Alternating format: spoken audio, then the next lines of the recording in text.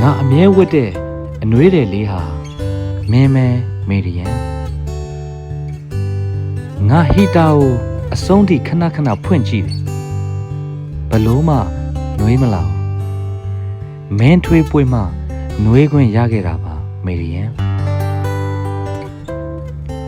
depression ဆိုတဲ့စကားလုံးလေးဟာမင်းနဲ့ပတ်သက်မှ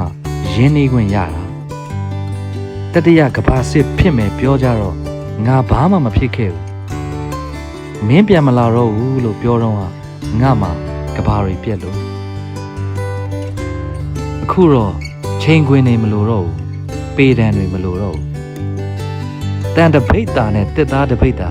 ဘယ်ဟာလေးလဲဆိုတာမေခွန်းနဲ့အဖေကပါပြီးသားလေမင်းအပြုံလှလှလေးပဲနေ့တိုင်းငေးကြည့်နေရလို့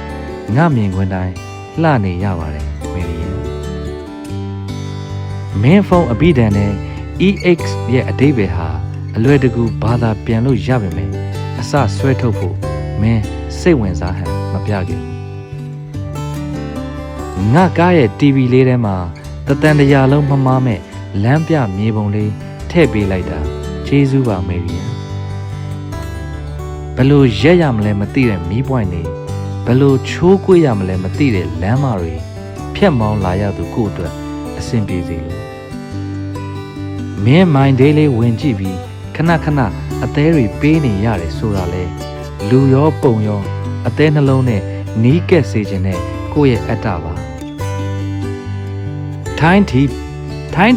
ဘက်6တန်းပေါက်လို့ပျော်တဲ့အလုတ်သမားလေးလိုပဲကိုလည်းပြောနေတာမင်းလက်ကလေးစကင်ခွင့်ရလို့